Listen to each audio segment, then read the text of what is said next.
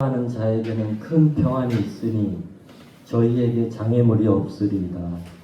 사랑과 은혜가 풍성하신 하나님 아버지, 오늘도 이 거룩한 예배에 참여할 수 있도록 저희들을 주님의 전으로 불러주심을 감사합니다.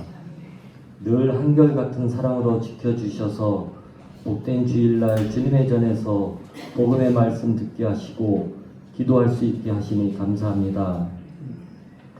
사순절 첫째 주일 주님의 크신 사랑과 은혜, 감사와 찬양을 올려드립니다. 사순절 기간 동안 깨어 기도하게 하시고 저희들의 삶을 돌아보는 시간 되게 인도하여 주시옵소서. 세상의 유혹과 욕심에 흔들리고 내 주위의 사람들을 향한 사랑이 부족했던 우리의 모습을 용서하여 주시옵소서. 주님의 십자가 앞에 저희의 모든 허물을 내려놓고 정결한 마음으로 새롭게 시작하기를 간절히 소망합니다. 성령님 함께 하셔서 주님의 뜻을 따라 살아갈 수 있도록 인도하여 주시옵소서. 사랑의 주님, 우리나라를 가난에서 벗어나게 하시고 다른 나라를 도와줄 수 있는 부유한 나라로 만들어 주시고 지켜주심을 감사합니다. 이 나라를 정치적 혼란이나 갈등에서 벗어나게 하시고 서로를 존중하고 사랑하며 섬길 수 있도록 인도하여 주시옵소서. 우리 영성교회도 기도의 자리가 가득 차게 하시고 교회를 출입하는 모든 성도들마다 건강으로 축복하여 주시옵소서. 사순절 기간 동안 주님의 사랑을 실천하는 공동체가 되게 하시옵소서. 서로를 격려하고 위로하며 어려움을 함께 나누는 사랑의 공동체가 되게 하옵소서. 사랑의 하나님, 이 세상 곳곳에 아직도 전쟁과 질병, 재난으로 고통받는 이들이 많이 있습니다. 주님의 평화와 치유의 손길을 베풀어 주시길 간절히 기도드립니다. 오늘 예배에 참석지 못한 지체들도 돌보아 주시고 만물이 소생하는 봄을 주셨듯이 연약한 저희들에게도 다시 한번 강건해지는 좋은 계절이 되게 하여 주시옵소서.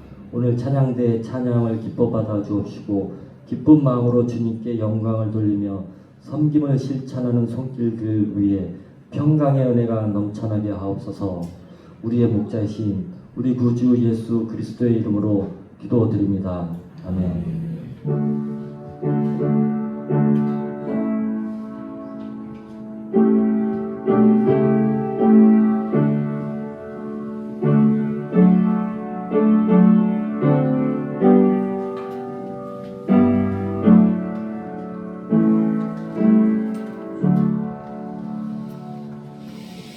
오늘 우리가 전하는 말씀은 마태복음 28장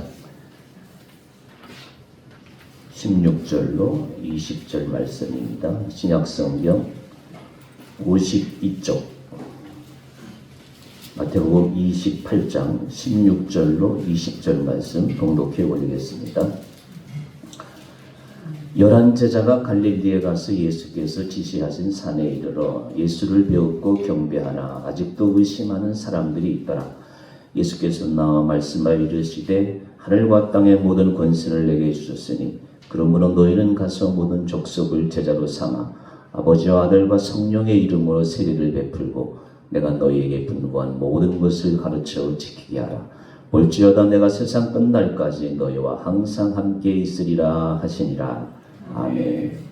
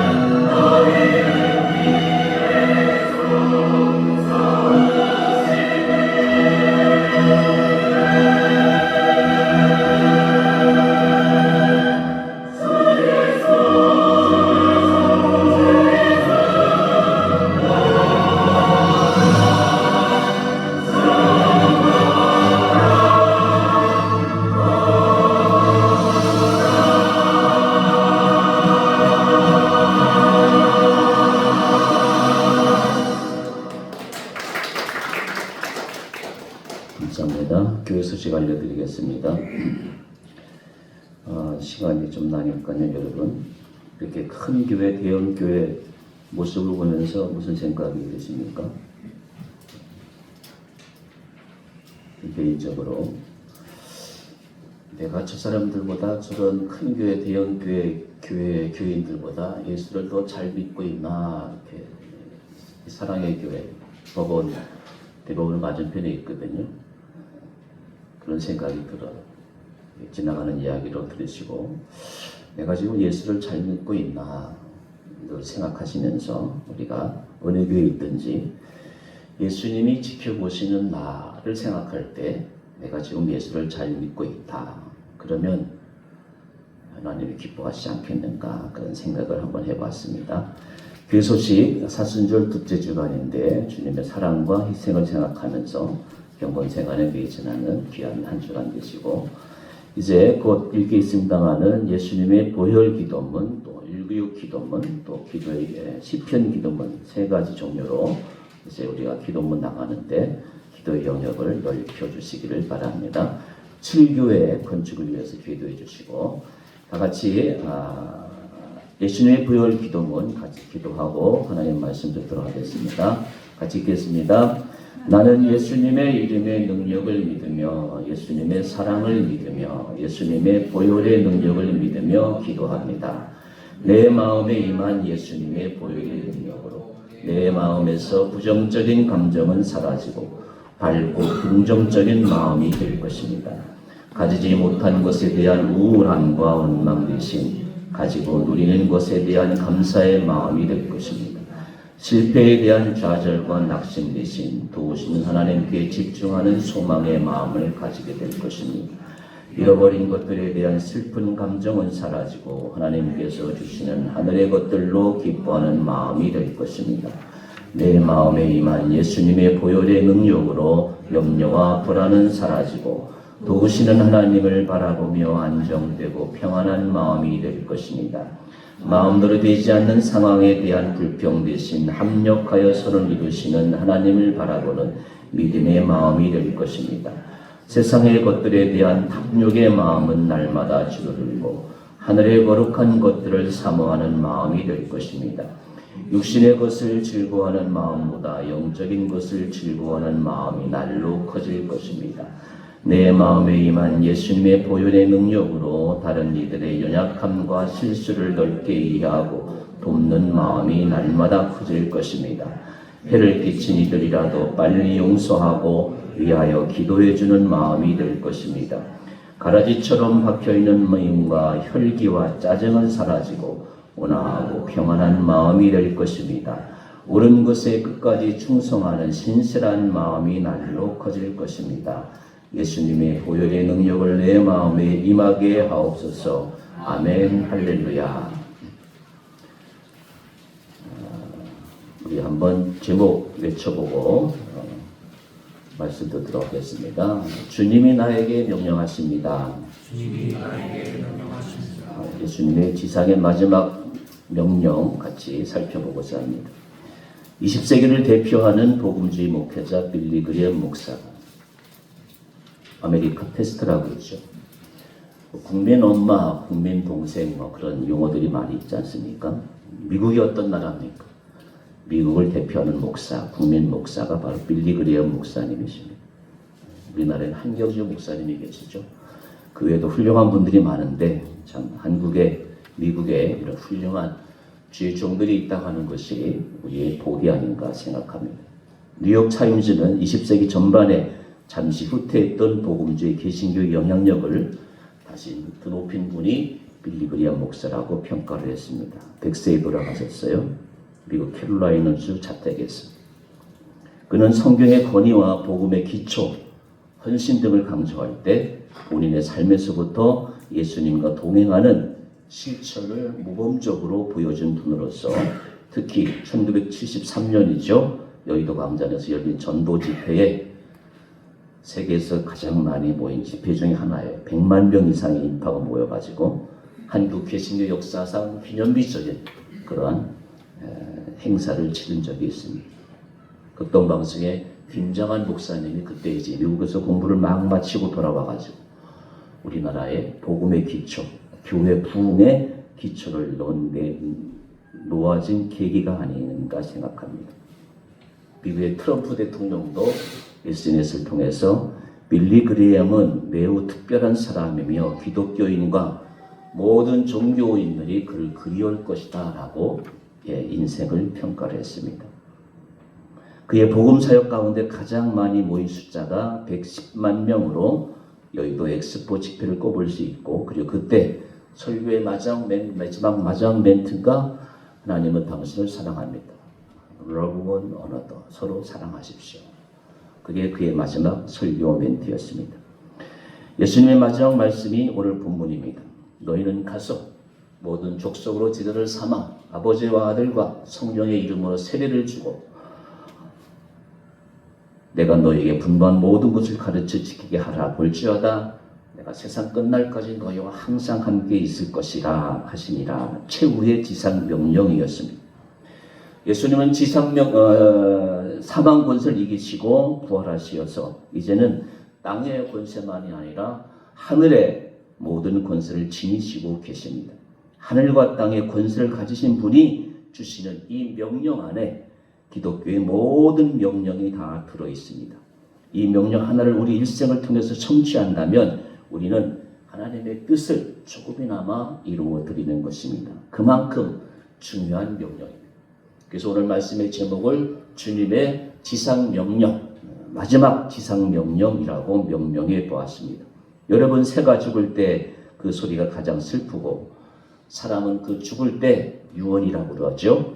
그 말이 가장 진실하다는 속담처럼 예수님의 마지막 유언과도 같은 이 명령은 주님의 지상의 최대 명령이기도 합니다. 이 지상명령, 선교명령을 잘 이해하기 위해서는 여러분, 성경에는 하나님께서 명령하셨어요. 특별히 이제 세 가지 명령을 여러분과 함께 생각해 보고자 합니다. 첫 번째 명령은 문화명령이에요. 생육하고 번성해서 땅에 충만하라, 땅을 정복하라, 바다의 물고기와 하늘의 새와 땅에 움직이는 모든 생물을 다스리라 그랬었어요. 그래서 인간이 모든 만물의 영장이에요, 영장.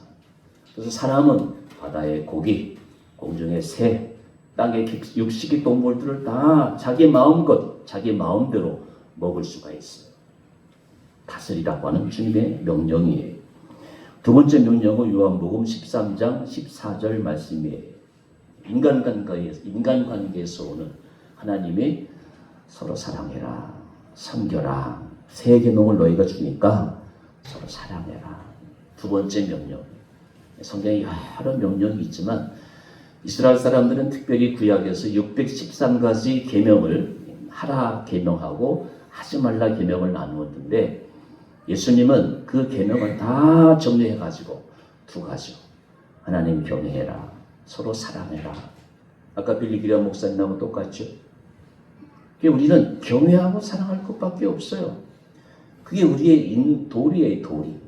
서로 사랑해라, 경외해라. 이게 두 번째 명령이에요. 세 번째 명령이 요한복음 1장 12절 말씀이에요. 영접하는 자, 곧 그 이름을 믿는 자들에게는 하나님의 자녀의 권세를 주겠다. 여러분, 세상 사람들은 하나님 자녀 권세 우습게 여겨요. 뭐 이병철 씨 가면 대단하죠. 정주영 씨 가면 대단하죠. 하나님 자녀의 권세를 세상 사람들은 우습게 여겨요. 우리는 그렇지가 않아요. 영접해야 돼요, 영접. 영접하는 자, 곧 그 이름을 믿는 자들에게는 하나님 자녀의 권세를 주겠다. 이병철 씨 자녀의 권세가 아니에요. 예수를 모르는 사람은, 예수를 안 믿는 사람들은 이 권세를 알지도 못하고 우습게 여겨요. 그러나 하나님은 분명히 말씀하십니다. 영접하는 자, 곧 그 이름을 믿는 자들에게는 내 자녀, 나의 자녀 삼아주시겠다고 하는 세 번째 명령이에요. 밀로 크릭 교회에 리 고렌 목사님이 계셔요. 그분은 평생 건강한 교회는 어떤 교회인가, 좋은 교회는 어떤 교회인가 평생 연구한 분이에요. 그래서 목적이 이끄는 교회라고 하는 세계적인 베스트셀러를 만드셨잖아요. 그는 균형 잡힌 교회, 예배와 친교와 선교와 전도 그리고 봉사와 교제가 잘 균형 잡혔을 때 그 교회는 건강한 교회다라고 이제 정의를 하셨어요. 그러나 최근 그의 글에는 건강한 교회는 어떤 교회냐 더 붙여서 목적을 잃어버리지 않는 교회, 삶의 초점을 잃어버리지 않는 교회가 건강한 교회라고 얘기하고 있습니다.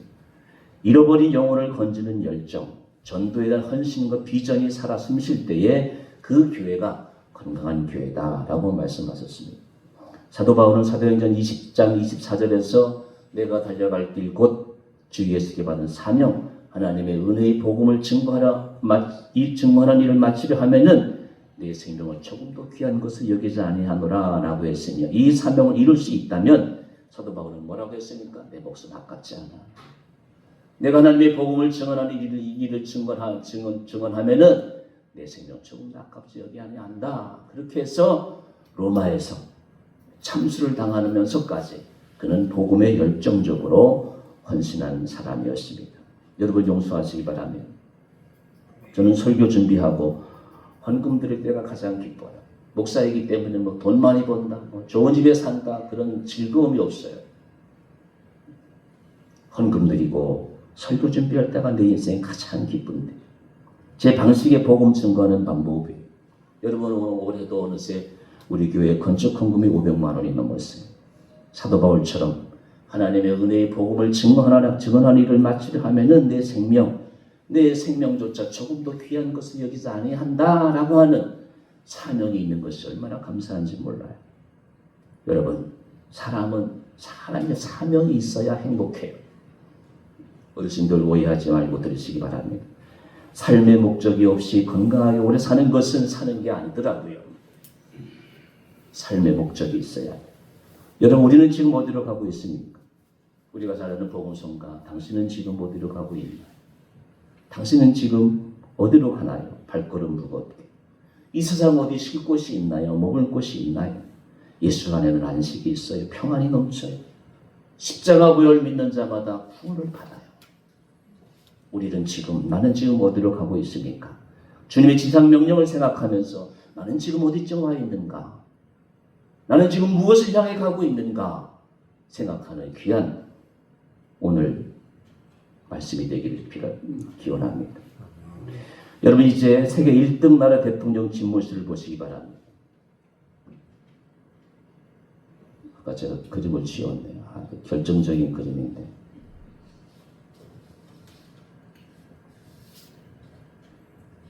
대통령 집무실이 날아가 버렸네요. 미국 대통령 집무실이 날아가 버렸어요. 그 그림이 좋았는데, 하나님이 참 야속하네. 요거는 두 번째 그림인데, 손가락이 뭔지. 자, 여러분, 제가 미국 대통령 집무실을 스크린에 담아있는데 그게 지워져 버렸어요. 바이든 대통령 때만 해도 제가 트럼프 대통령을 별로 안 좋아했어요. 근데 이 양말 가만히 보니까 하나님이 세우신 대통령 같아요. 국제정치학을 전공한 이춘근 교수의 강연을 제가 들었는데요. 지난 바이든 정부에는 그 관리들이 차관, 장관까지는 아니고 구석구석에 미국에도 정부 요직이 있지 않습니까? 동성애자들이 많았어요. 근데 트럼프가 대통령 되면서 그 동성애자를 싹 물갈이했어요. 다 조건, 하나님 질서를 바로 세우는 사람이었던 거예요. 공산국가인 중국의 세력 팽창을 앞장서 막아내고 있어요. 파나마 운하를 건설할 때 미국 사람 5,000명 넘고, 그리고 그 인부들이 한 38,000명이 죽었다고 그래요. 근데 그 파나마 운하에 중국 군인들이 있어요. 그게 중국이 뭐예요? 공산주의의 그 본산이라고 할 수가 있잖아요. 1대1로 해가지고 세계를 지금 공산화하려고 중국이 벼르고 있잖아요. 하나님이 그 공산주의를 물리치려고 트럼프를 다시 세우시는 거. 그 공산주의의 물결을 색깔을 지우는 거. 파나마 운하를 이제 다시 미국에서 이제 뺏으려고 하는 거예요. 하나님의 방식, 성경의 질서를 회복하는데 미국 대통령이 앞장서는 거예요. 뭐 개인적으로 뭐 호불호가 있겠습니다만 우리 윤 대통령도 감옥 안에서 진정으로 주님을 만나고 이렇게 고백을 해요. 모든 사람도 다 이렇게 결박된 것 외에는 나와 같이 되기를 원하노라. 그런 고백을 했어요. 그게 사도행전 26장 29절 말씀. 모든 사람도 내가 결박된 것 외에는, 우리 대통령도 감옥에 한 50여일간 있었어요. 감옥에서 주님을 만난 것 같아요. 내가 갇힌 것 외에는, 내가 묶인 것 외에는 다 나와 같이 되기를 원한다. 무슨 고백이에요? 내가 감옥에서 하나님을 말씀을 꾸준히 묵상해 보니까 뭐 대통령 자리도 이 다음에 천국에서 하나님 앞에 서게 돼서 주님의 자녀된 것, 그것이 그렇게 기쁘다는 고백인 것 같아요. 여러분 그렇지 않습니까? 세상이 주는 어떤 것보다도 이제 우리는 모든 언젠가는 하나님 앞에 설 텐데, 그때 하나님께서 네가 예수 믿었다고? 네가 내 자녀 되었다고? 그걸 기뻐하는 거예요. 그래서 여러분 보시다시피 세계 정세를 보면 유럽 쪽에 우파들이 이제 다 집권을 하는 것 같아요. 인권을 강조하면서 하나님의 질서를 무너뜨리는 그런 좌파보다도, 우리는 예수 믿는 사람들이니까 하나님의 질서가 바로 세워지는 세계 질서가 확립될 때 여러분 사람 사는 세상이 더 나아지지 않겠는가 생각이 돼요. 그런 면에 있어서 미국의 대통령은 하나님이 세우신 대통령이 아닌가 그렇게 생각이 돼요. 미국, 한국 대통령을 비롯해서 유럽의 우파들이, 좌파들이 하나님 질서를 무시하고 자유민주주의를 어지럽히는 세력들을 퇴치하는 데 앞장서는 그 용기와 결단을 저는 개인적으로 찬성하는 점입니다. 대통령 집무실에 트럼프 개인의 사무실이 아니라 세계 질서를 하나님의 통치 방식으로, 아니 본래의 자리로 돌려놓고자 하는 하나님의 뜻, 한 개인의 의지가 아닌가 생각이 됩니다. 자, 여러분 상상해 보십시오.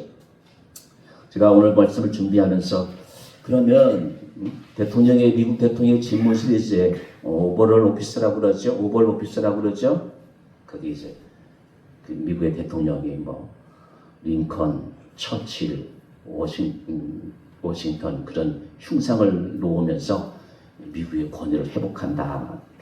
그런 그림이 있더라고요. 자, 오늘 제가 말씀하고자 하는 것은 우리 주님의 집무실은 어떨까? 여러분 상상해 보십시오. 우리 주님의 집무실은 어떨까? 요거예요. 그림이 여러분 두 가지가 없어졌어요. 트럼프 집무실하고, 그리고 갈릴리 바다 위에 팔복교회가 없어졌어요. 제가 기회가 되면 다음 주에 다시 보여드리도록 하겠습니다.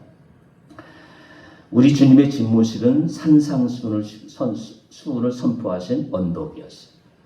지금은 이제 팔복교회가 세워져 있어요.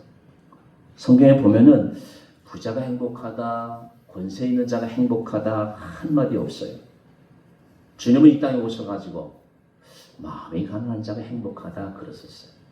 그게 우리가 잘 아는 산상수훈이에요.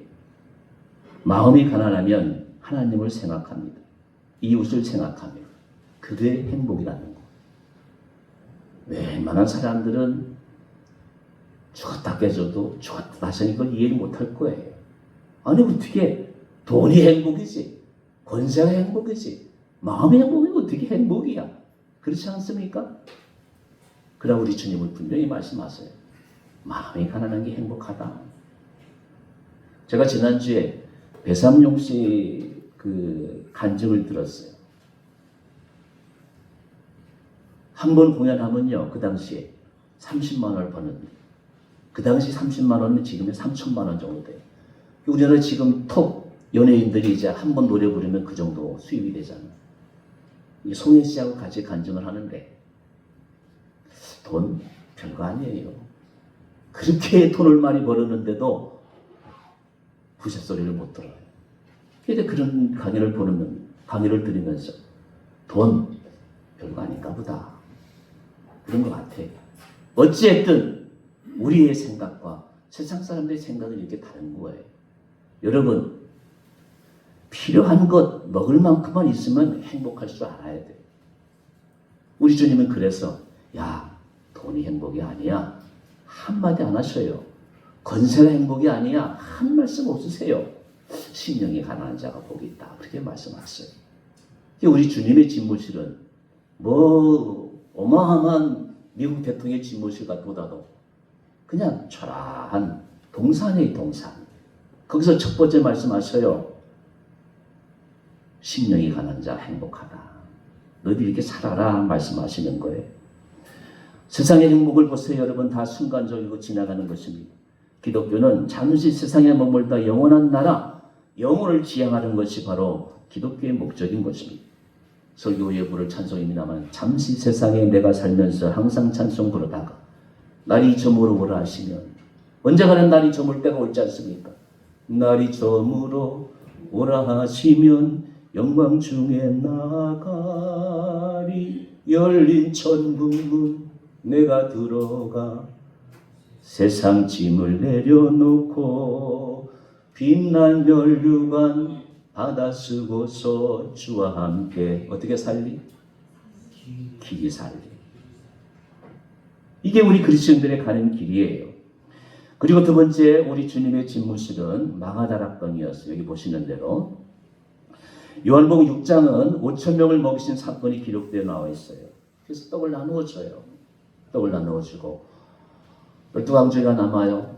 5,000명이 떡을 다 나누고 먹고, 그리고 이제 떡을 나누어 주고 포도를 주시면서 5,000명 먹인 사건 다음에 이제 예수님이 이제 다빈치가 그린 그림이죠.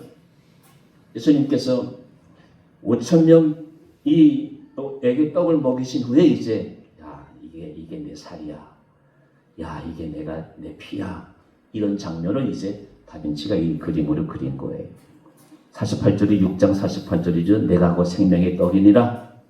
53절, 58절 이것은 하늘에서 내려온 떡이니 조상들이 먹고도 죽은 그것과 같지 아니하여 이 떡을 먹는 자는 어떻게 영원히 살리라. 주님의 살을 먹어야 영원히 살 수가 있다는 거예요. 세상 떡 맛있죠? 세상 떡 마음을 흡족하게 하죠? 사람은 그래서 나이가 들수록 한 끼를 걸르면 배가 더 꼬르륵해요. 언제든지 세상 것 먹으면 그저 몇 시간만 지나면 꼬르륵 배가 아파요. 그리고 그것이 끝나면 내 생명도 끝나는 거예요. 주님은 뭐라고 말씀하셔요? 내 떡 먹으면 영원히 산다. 내 떡 먹으라. 이 떡을 먹어야 된다 말씀하신 거예요. 세상 사람들은 이 떡을 무시합니다. 아니 쳐다보지도 않습니다. 오래오래 살겠다고 별것을 다 챙겨 먹으면서 여러분 100살과 영혼을 비교해 보세요. 100살이 길어요? 영혼이 길어요? 겨우 해봤자 100살인데 영혼과는 비교할 수가 없는데도 현대인들은 영원히 사는 것을 외면하고 있어요. 아니 우습게 여겨요. 영원히 산다고 하는데 얼마나 현대인들이 어리석어 보입니까? 이 생명의 떡을 먹고 영원히 살 뿐만 아니라 다른 사람의 영혼도 살리는 참 지혜자들이 되어야 하지 않겠습니까, 여러분? 우리 주님의 마지막 집무실은 오늘 본문 지상명령이에요. 부활하신 후에 이제 승천하시기 전에 주신 마지막 지상명령이에요. 오늘 본문 18절이죠. 예수께서 나와 일러 가라사대 하늘과 땅의 모든 권세를 주셨으니 이 지상명령을 수행하기 위해서는 여러분 어떻게 하라고 하셨습니까? 하늘과 땅의 모든 권세를 내게 주셨으니 여러분 하나님의 권세를 받으려면 우리가 어떻게 해야 합니까? 저는 여러분 앞에 서기 위해 가지고 20살 때 신학교에 가가지고 그렇다고 해서 제가 권세를 받았다는 건 아니에요. 여러분 세상 일에 집중하였지만 저는 20살 때부터 신학 공부하고 하나님께 하나님 말씀을 전하는 위임장을 받은 거예요. 위임장. 그게 신학교 졸업장이에요. 그래서 예수님께서는 절대적 권세를 가지시고 가르치시고 병을 고치시면서 죄인을 용서하셨고 지성의 권세뿐만 아니라 우주의 권세를 가지셔서 확정적으로 선언하고 있습니다. 그래서 예수님이 부활 후에는 하늘과 땅의 모든 권세를 가지셨어요. 예수님은 십자가에 초라하게 돌아가셨지만 부활 후에는 하늘과 땅의 권세를 가지시고 그 제자들에게 얘들아 내가 너희들에게 땅의 권세뿐만 아니라 하늘의 권세를 줄 터이니까 가서 제자 삼으라 말씀하시는 거. 이게 주님의 지상 명령이에요. 그래서 여러분 아무나 전도 잘하지가 않아요. 오늘 우리 손집사님이 안 오셨는데 이분은 밥만 먹으면 아니지만 이 전도를 좋아하시더라고. 그리고 이제 자기 섬기던 목사님하고 그렇게 그죠? 자기 사명에 전도하는 거예요. 우리 신학교육 졸업한 사람들은 평생 말씀을 가지고 한 사람에게도 복음 말씀을 바르게 전하려고 노력하는 사람들이고 교회 안에서도 보면은 기도 열심히 하고 복음 전하는 사람이 있어요. 선한 말, 선한 그 사업으로 복음 전하는 사람이 있어요. 이게 뭐예요? 하나님께 권세를 받은 거. 기도의 권세, 전도의 권세, 섬기는 권세를 가지고 주님의 지상 명령을 사명을 감당하는 것이에요. 여러분, 우리가 한 사람의 영혼을 살리려면 주님께 이 권세를 위임받아요. 그 주님께서 하늘과 땅의 모든 권세를 내게 주셨으니 이 사명을 받은 사람들이 오늘도 하나님의 주신 명령을 잘 감당할 수가 있는 것이. 지난주에 제가 새벽기도를 마치고 나가는데 한경반 집사님을 만났었어요. 그분이 우리 교회에서 3기, 4기 때 이제 안수집사 직임을 받으셨어요. 서로 인사를 하고 직장 때문에 주의를 못 지킨다는 거예요. 그래서 제가 기도하겠다고 했습니다. 곧 나오실 것 같아요. 우리 김범식 지사님, 김미수 지사님 위해서도 기도하고 있어요. 여러분, 우리가 나가서 전도를 못하면 기도는 할 수 있잖아요. 기도하며 주님께서 부여하신 지상 명령을 잘 감당하는 우리가 되어야 할 줄로 믿습니다.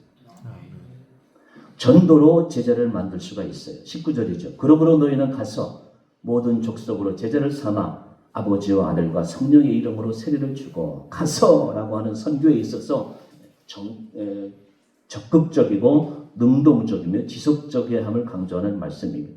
진정 하늘과 땅의 모든 권세를 가진 분이 위임한 권세와 당부한 명령을 가지고 언제 어디서나 복음 전하는 길을 가는 선교사들이 바로 성도들인 것입니다. 이는 성도가 사회생활함에 있어서 능동적이고 적극적인 자세를 취하라고 하는 명령입니다. 그래서 성도들이 처한 가정, 학교, 직장, 삶의 자리가 선교지이며 천국대사의 부임지인 것입니다.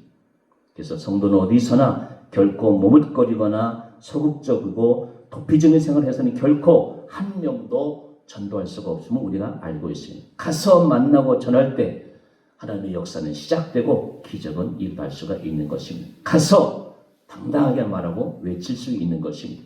그럴 때 반드시 전도의 열매는 맺어질 수 있는 것입니다. 여러분, 전도 없이 한 생명 구원 없이 멸류관은 없고 교회의 부흥의 기쁨과 감격도 없습니다. 늘 메마르고 갈증나는 힘든 신앙생활을 할 뿐입니다. 그래서 우리가 기도하고 한 영혼을 위해서 전도할 때 우리 신앙생활은 힘이 돋고 하나님의 일을 잘 감당할 줄로 믿습니다. 위대한 신앙인 다윗은 인생을 다음과 같이 말하였습니다. 나라는 화살과 같다. 시편 39편에 나옵니다. 인생을 이렇게 성경에서 솔로몬처럼 다윗처럼 화려한 인생을 산 사람이 거의 없어요. 솔로몬도 마찬가지로 헛되다 그랬어요. 다윗도 그 당시 지금은 이스라엘이 아주 우리나라의 강원도 땅만 합니다만 다윗 때의 이스라엘이 그 지중해 연안에 아주 큰 땅을 차지했어요. 그래서 세상의 모든 권세를 다 누려본 사람들이 솔로몬과 다윗이에요. 그런 다윗이 이렇게 인생을 정의해요. 나라는 화살과 같다. 한 뼘밖에 안 되는 이 짧은 인생이다. 한순간에 잊긴 같다. 신기루 같다. 이방인 같다. 이방인이 뭐예요? 세상 낙이 가장 지겨운 것이에요. 이게 인생이라는 것이 다윗이 이야기. 여러분, 이것이 인간이고 인생입니다. 누구도 예외는 없습니다. 잠깐 왔다 가는 거예요, 인생. 알고 보면 모든 인간은 불쌍합니다. 눈물 짤 정도로 안 되었습니다. 우리는 머지않아서 이 땅에서 필연적으로 헤어질 존재들입니다. 가정과 교회와 집을 떠나야 할 시간이 얼마 남지 않았습니다.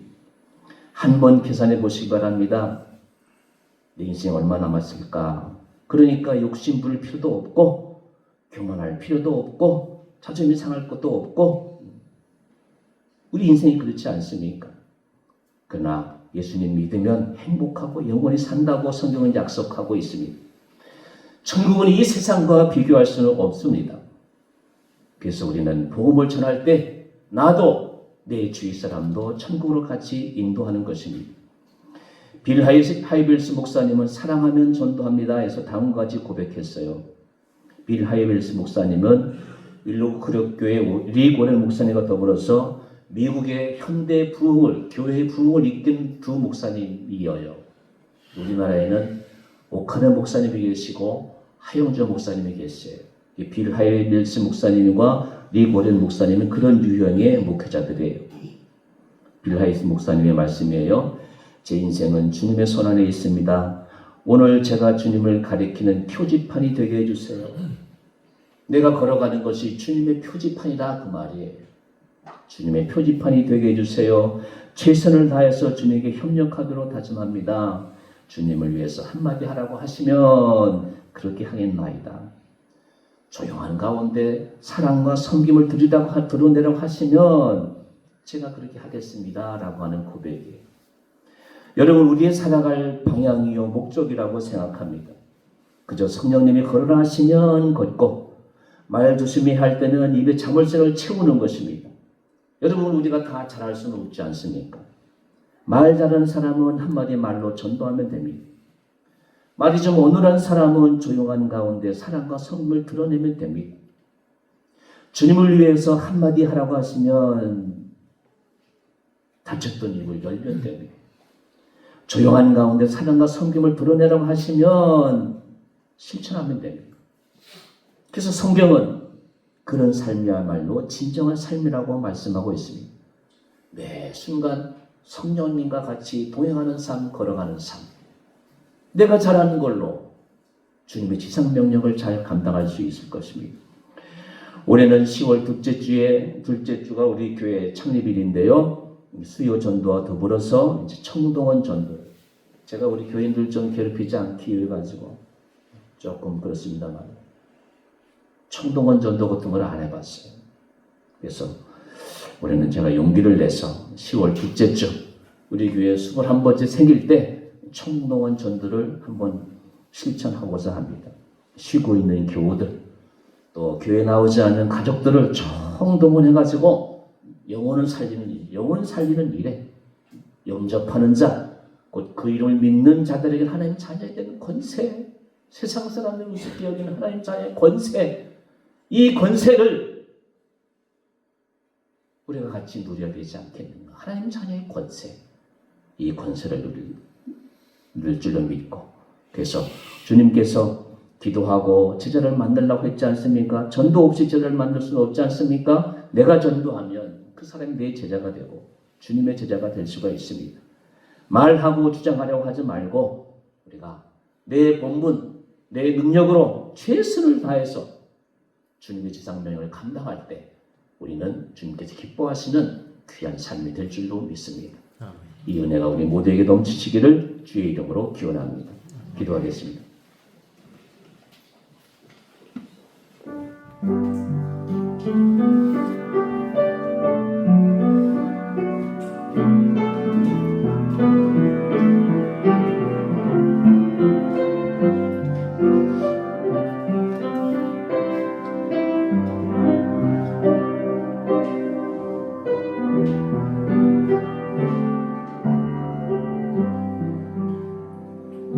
아버지 하나님, 내가 살아가는 목적이 건강하게 오래 사는 것이라면 주님께서 분명 기뻐하지 않을 것임을 알게 하시오니 감사하며 헛된 인생을 살지 않도록 주님의 지상 명령을 한순간도 잊지 않고 살아갈 수 있도록 저를 인도하여 주시옵소서. 예수님의 이름으로 간절히 기도드리옵나이다.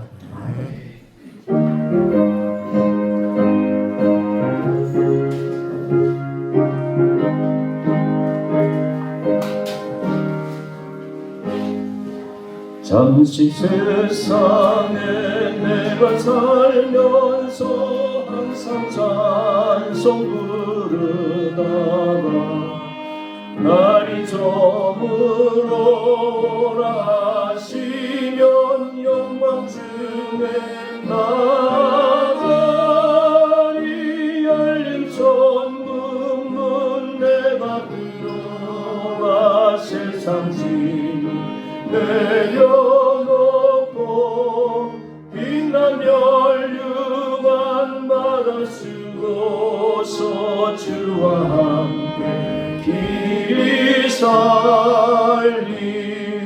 눈물 골짜기 더듬으면서 나의 갈 길 가가누에 주의 품 안에 내가 안기어 영원토록 살리로다. 열린 천국문 내가 들어 세상 짐을 내려놓고 빛난 연류관 받아 쓰고서 주와 함께 길이 살리. 나의 가는 길 멀고 가며 산이 높고 고는 깊어 고난 나의 몸 쉴 것 없어도 복된 날이 밝아오리. 열린 천국문 내가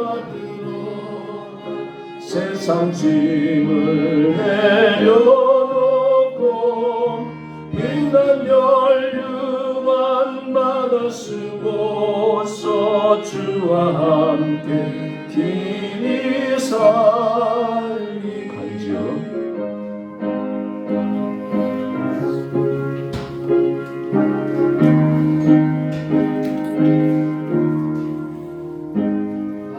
한숨 마시고 죽음 없는 날 사모하며 기다리니 내가 그리던 주를 배울 때 나의 기쁨 넘치리라.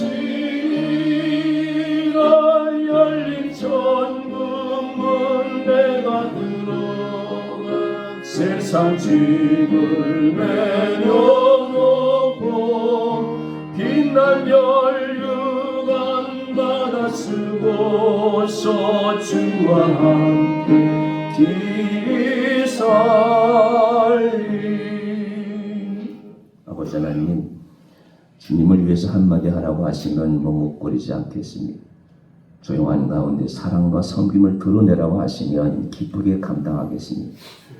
인생이 무엇임을 아는 우리 모두가 헛된 인생을 살지 않게 하시고 열린 천국문에 들어가서 빛난 면류관을 받았을 때 부끄럼 없이 주님과 영원히 길이 사는, 이 땅에서도 기뻐하고 주님 나라에서 기쁨을 누리는 이 시대의 참 그리스도인들이 되게 하여 주시옵소서.